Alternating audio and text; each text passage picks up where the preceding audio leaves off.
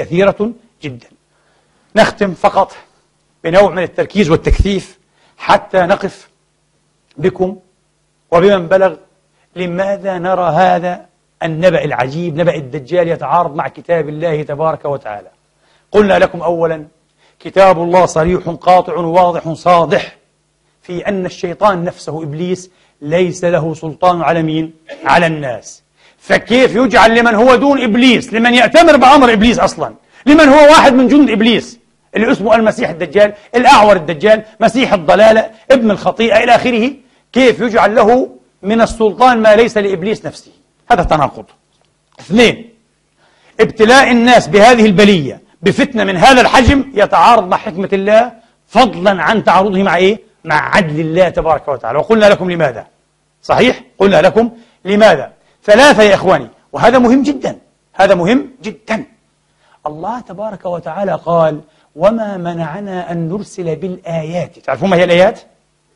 الخوارق، العجائب، زي آيات موسى وآيات عيسى، إبراء الأكمه، إحياء الموتى، إلى آخره، والعصا وشق البحر. هذه الآيات، مش الآيات يعني التشريعية. وما منعنا أن نرسل، أي نرسل النبيين الآن بعد عيسى بالآيات إلا أن كذب بها الأولون وآتينا ثمود الناقة مبصرة، يعني آية مبصرة واضحة.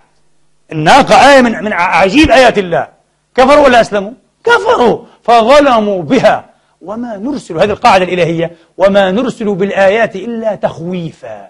ما معنى ما نرسل؟ يعني ما نرسل المنذرين، ما نرسل النبيين بالآيات إلا تخويفا للناس لئلا يكذبوا بماذا؟ برسالات المرسلين. شوف من رحمة الله، يعني يبعث النبي برسالة ويبعث معه آيات وعجائب وخوارق حتى إيه؟ يخاف الناس ويؤمنوا.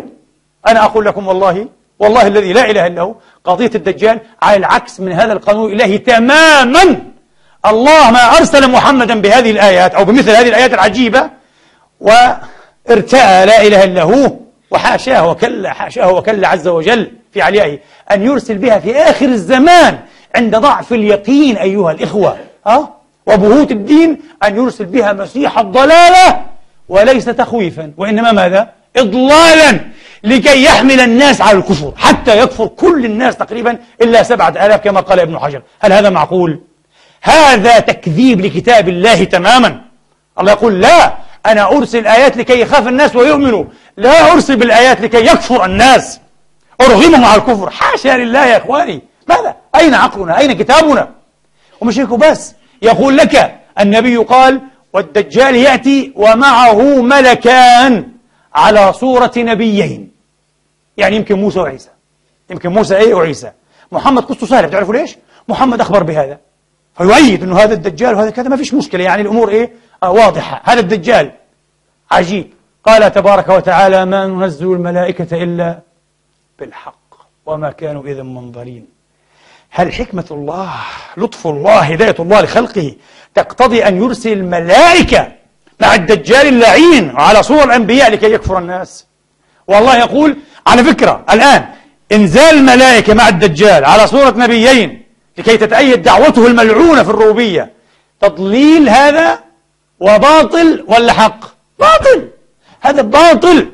الملائكة نزلت بالباطل، متلبسة بالباطل، هذا باطل. أن يؤيد الدجال بالملائكة هذا باطل. والله يقول: ما ننزل الملائكة إلا بالحق. هم قالوا: لا، تنزل بالباطل أيضا. الحديث بيقول كده. فهمتوا كيف؟ لسه ماذا أقول لكم؟ الموضوع طويل وطويل جدا، تناقضات مع